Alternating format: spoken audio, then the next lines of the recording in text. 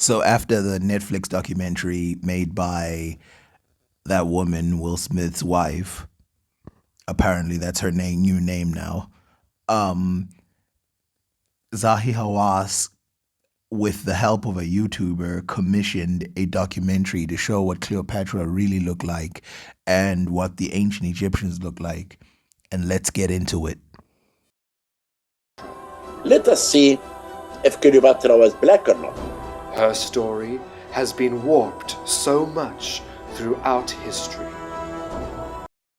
Now, before we talk about it, let's start with one thing. One, I do not care or disagree with their narratives on Cleopatra.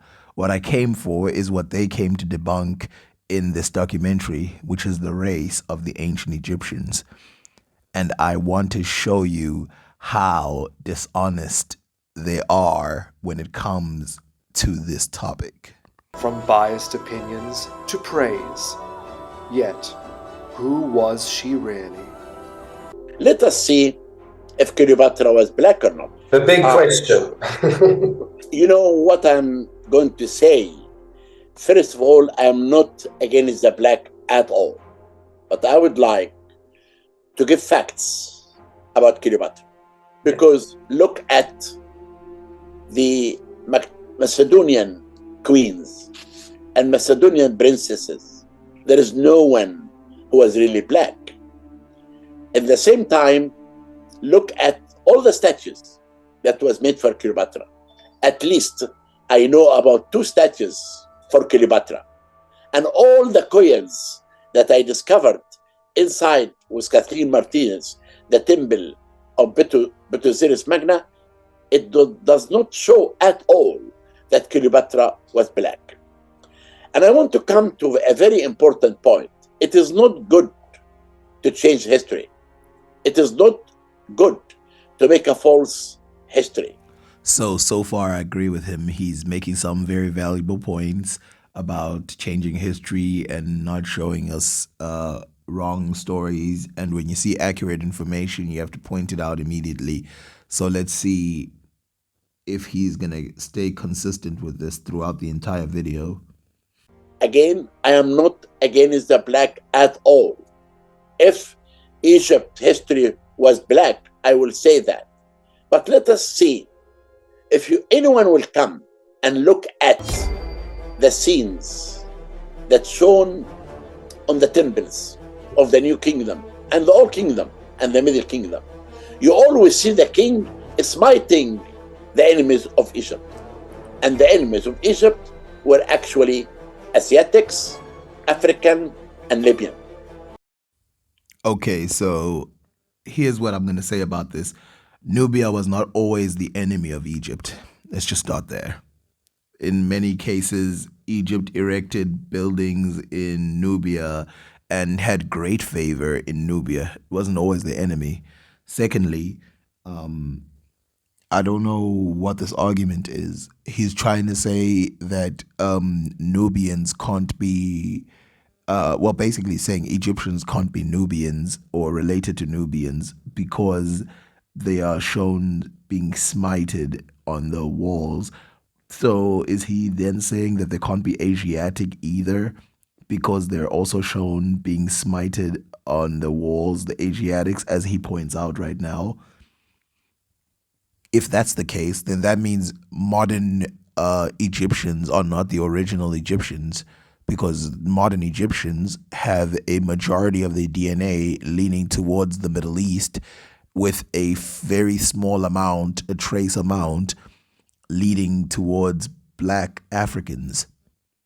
Is he debunking the connection between modern and ancient Egyptians? And the modern one, they say, the modern sub-Saharan DNA, they say, comes from the slave trade. So if that's the case, then that means that the modern Egyptians are not the real Egyptians, since he's claiming that the foreigners that get smited on the walls can't be the original Egyptians. Then you have 5 people in front of him. If you look at the face of the king and the face of the other enemies of Egypt, there is no one can say that the Egyptians were black at all. Again, this is a lie. Lots of ancient Egyptian pharaohs, to everybody, if you look at them, look like black people. And of course, a lot of people have never seen these statues before. So again, this is just a lie. Showed themselves as unique, as Yes. Egyptians. The Egyptians were unique and they were different. Again, Zahi Hawass here must be lying because he did a DNA test that shows that the DNA of the ancient Egyptians is not unique at all, at least not unique in the real sense. A black African is unique if you compare him to a European or an Asian or anybody outside of Africa because we don't have any Neanderthal DNA. A European is unique to other people of the world because they tend to have like blue eyes and red hair and yellow eyes and stuff like that, stuff that's just not found in other places in the world. What's so unique about modern Egyptians or ancient Egyptians? What did they have? What feature did they have that makes them unique?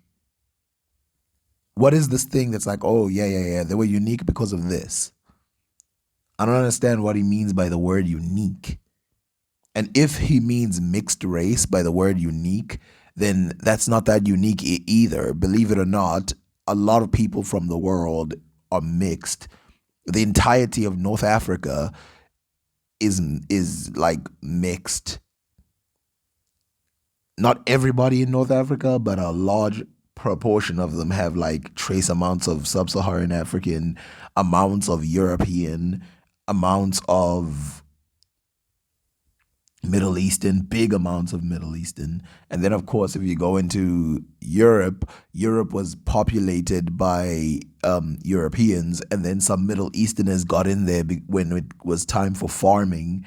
And then, whatever. And then obviously there's Genghis Khan, who traveled from Mongolia all over the world, and he completely changed the DNA of Kazakhstan and all these other places. Some of the most Islamic places in the world were changed. So what exactly is meant by the word unique in this sense?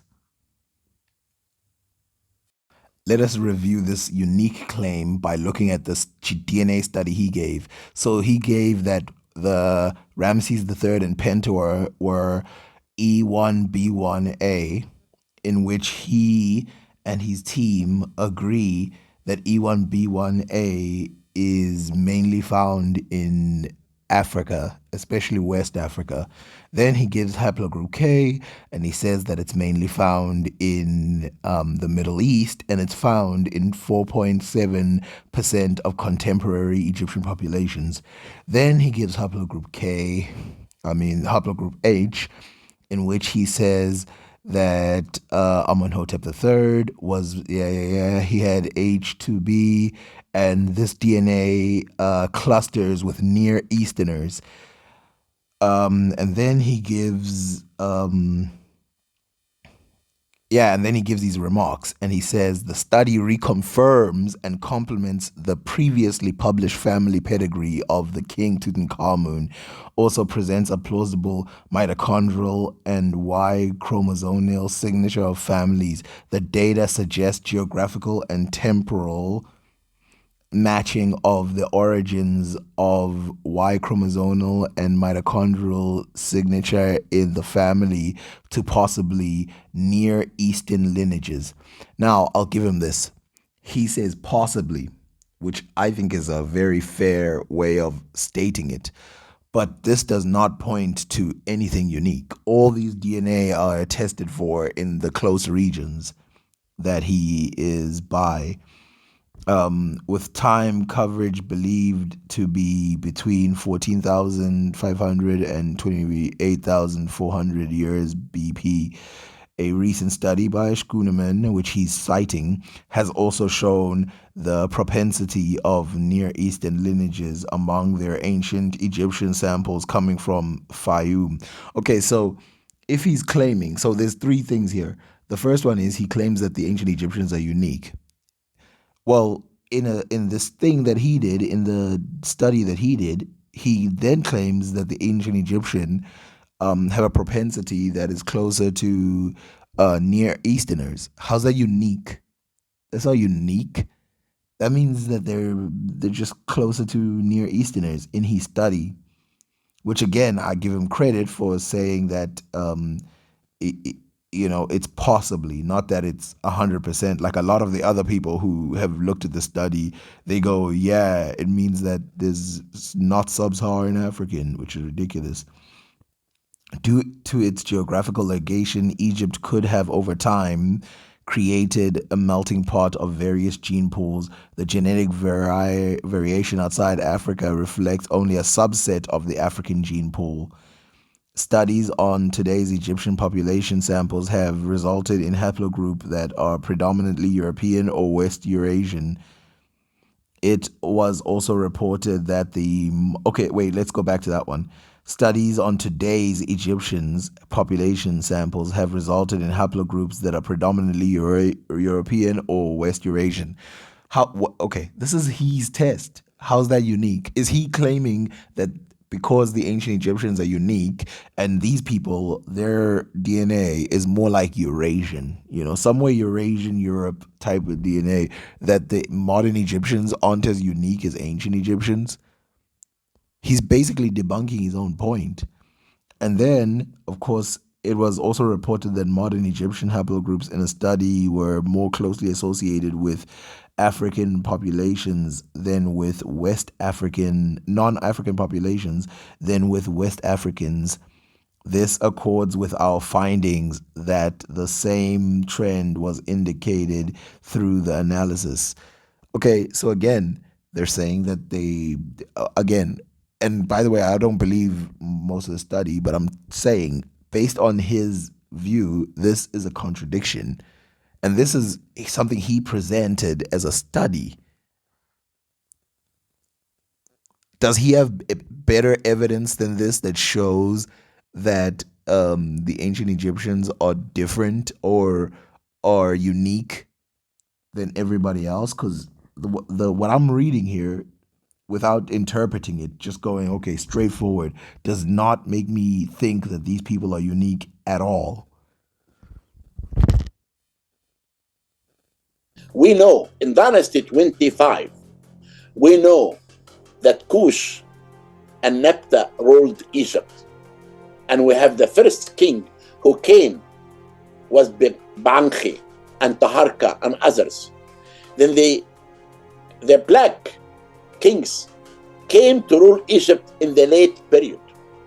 They did not have anything to do with this great civilization, such as building tombs and temples and pyramids.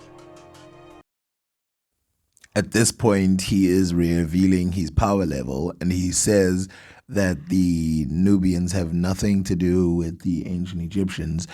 And again, we just looked at the DNA studies and we looked at all these other things, and I can't for the life of me see why people can't see that he is saying that the ancient Egyptians and the modern Egyptians are Middle Eastern. He doesn't want to say that, of course, because of marketing. He wants people from all over the world to come and check out Egypt. That's my conspiracy theory, if you want to hear it. But I will tell you this.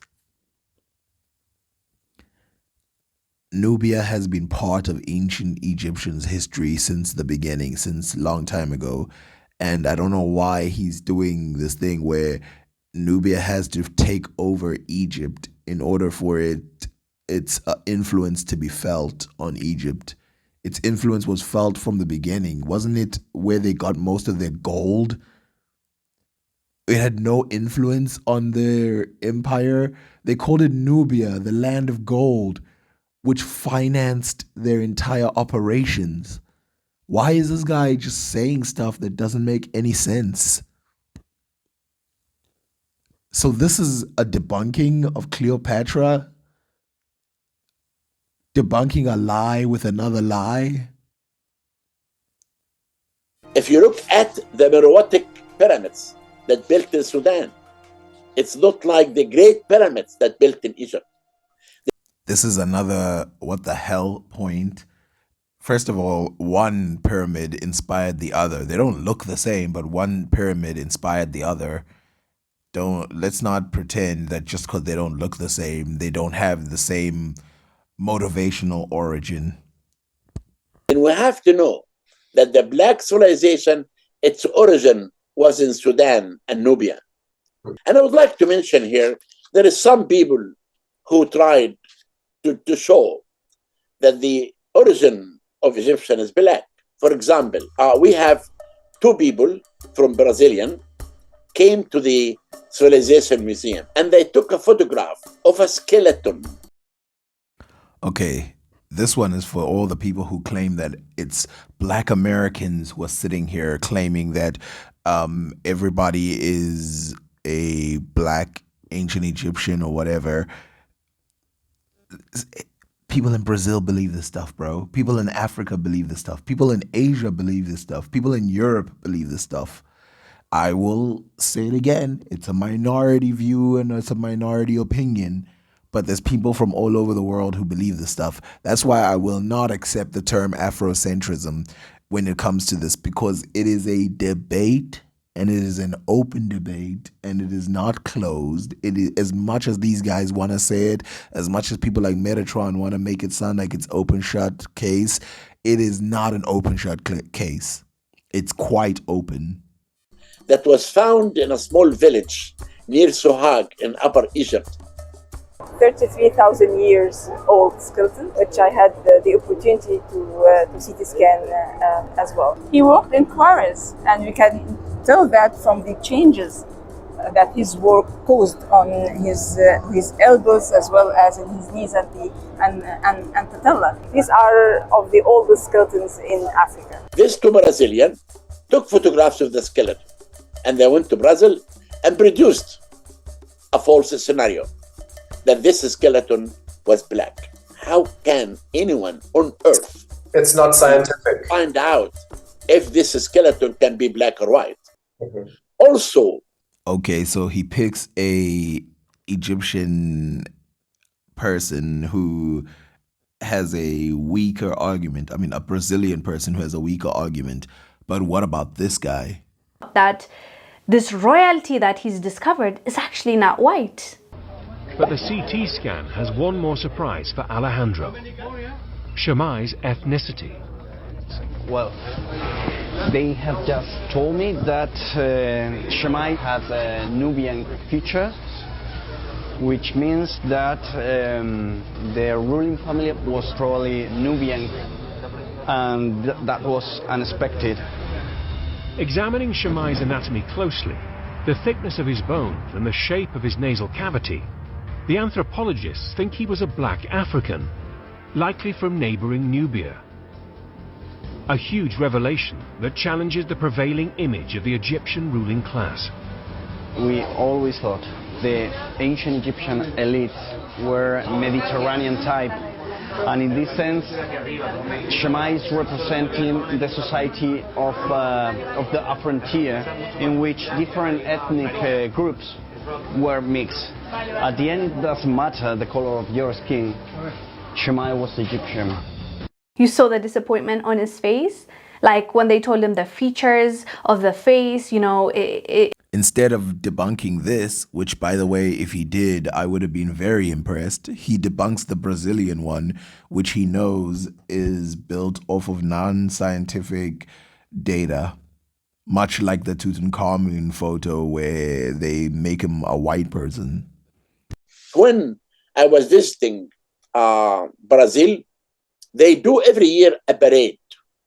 In this parade, it's celebrating that they are the origin of the Egyptians. But that's not true. Again, the black Kushite and the people in the south ruled Egypt in the late period, which is dynasty 25. Again, this is the worst argument I've ever heard. He's debunking the idea that the Nubians are the Egyptians because the Nubians are a completely different kingdom. Obviously, if the Nubians were Egyptians, they wouldn't call themselves Nubians. They would have called themselves Egyptians. We're saying that the Egyptians look a bit like black Africans, like the photos I'm showing show. but he's going to debunk something that's completely different. I think this is called straw manning, even though I don't like to use debate bro words. I remember when I went to give a talk in Philadelphia, and I did say what I'm saying now. Many blacks were very upset with me. I wonder why. I wonder why black people would not accept somebody saying that the ancient Egyptian population was completely unique to Africa and had nothing to do with black people at all, even though there's evidence that shows that there were black people in Egypt as far as its conception. I wonder why. And they had a march against me. Again, I am not saying at all, I'm not against the black at all. But most of my good friends are really black. But I want here to say the truth, that Cleopatra was not black. So now we're going to cover a different person in the same documentary. Listen to what he has to say. There is a debate over who her mother was. Her mother might have been an Egyptian priestess from Alexandria. Here is where the debate comes. Ancient Egyptian does not necessarily mean black. Ancient Egyptian society was a multiracial society. And of course, nothing about the documentary that Jada Pinkett Smith made it seem like Egypt was not a multiracial society. Here's the second thing. That's what most Afrocentrists believe. It's only the other Egyptologists who claim that it wasn't a multiracial society. Didn't Zahi Hawass just spend the whole time saying that the ancient Egyptian people were completely different than the Africans, the sub-Saharan Africans, and saying that they are the enemies of Egypt, ancient Egypt? Not anymore, because, Zahi Hawass has friends.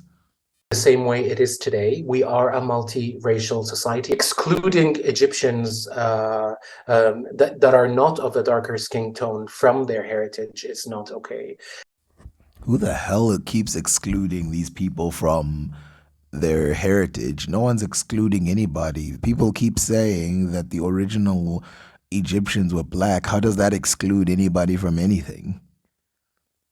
Let's be honest, Africans have not had a notorious history of excluding people from people's history. That's not what has happened for the last forever. Even today, it's not happening.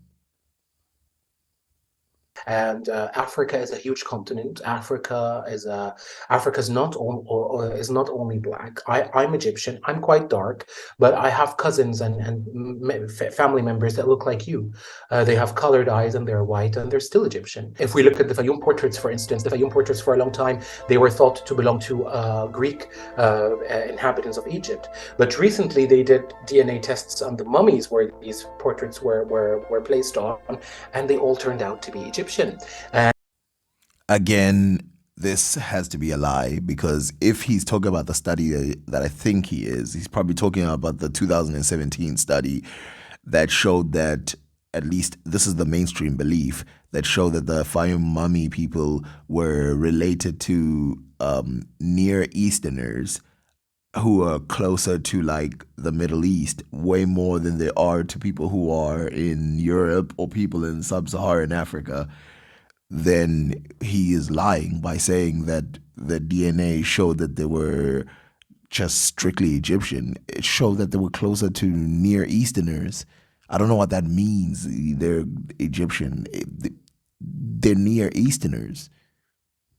Secondly, some of the DNA that is found is more prevalent in Europe than it is in the Middle East and or Egypt, modern Egypt, and they interpret that as during that era when they went when the Middle Easterners went and spread farming into Europe. They say that's where the DNA probably came from.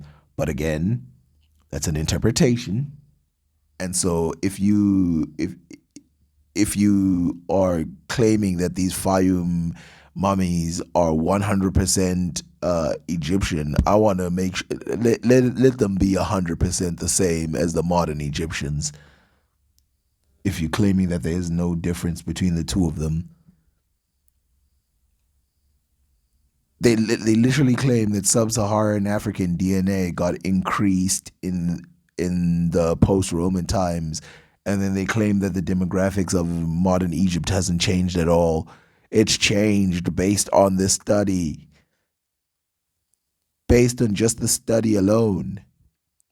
Not to mention other studies that you guys show, like the one that Zahi Hawass showed, that shows that Pentawar and Ramses III had E1B1A, which is more related to West Africans. Already you see a quote-unquote difference in DNA to the quote-unquote earlier ones. Why are you playing games? And Egyptians came in all shades and in all colors, from very dark to very light, and very dark to very light. And Africa comes in all shades and all colors. Sub-Saharan Africa also comes in all shades and all colors, but of course ancient Egypt didn't look like it came in all shades and all colors. The only time you look at the colors and they look like they're very different from each other is when you look at the women versus the men in some interpretations of the women, but for the most part Egyptians look like they're portrayed as very dark. Am I lying? And of course, when you look at these Fayum mummy paintings, you can tell that there's Greek influence. Look at their gear that they have on. There's some influence. And of course, I think the interpretation is simple. The Fayum mummy paintings are mixed population of Egyptian and European Greek people. But they're not going to do that because, why would a mixed population of people, why would they ever mix with the Greeks? It's not like there was anything to gain by mixing with the Greeks, right? Culturally appropriating a civilization or a culture to a certain specific skin color is not acceptable. But they're still African. I'm still African. You are still African, Curtis, because you're South African. The word African is a loose term and can be used in various ways, but in the real context of who's native to Africa and who's not, the guy that he shows on the screen says he's from South Africa, and then he claims that he is an African. Okay, yeah, maybe he's an African, but he's not a native one. Native South Africans look nothing like this guy. Egyptians that are of pale skin are still African. Africa is inclusive. Africa is all of us. Egypt is inclusive. And referring to a certain civilization or a certain culture as black civilization or black culture, I think this is something to do with Americans' history and not the history of Africa. Okay, so this is why I am attacking this thing head on, because he is claiming that racial classification is not an African thing. He is claiming that it's an American thing. Kind of stupid. What the fuck? And then he's going to come here and say Jada Pinkett Smith is pushing misinformation. This is a real misinformation. The ancient Egyptians were, not the ancient Egyptians, the Middle Egyptians were highly racist against black people. Highly racist towards black people. They actually invented some of the early racisms that were then picked up by Europeans. And then, of course, Africa has a deep history of racism and racial classification, not by native Africans, but you know what I'm talking about, of people coming from outside, looking at black Africans and go, oh, slave population, or, fucking second-class citizen.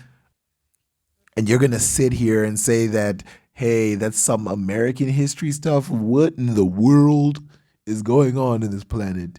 Egypt was always inclusive? Yeah, it was inclusive when they were like stealing specifically black people. And there were literally people complaining because, of course, there was a point where they stopped doing slavery of a certain kind, but then they started bringing more and more black people.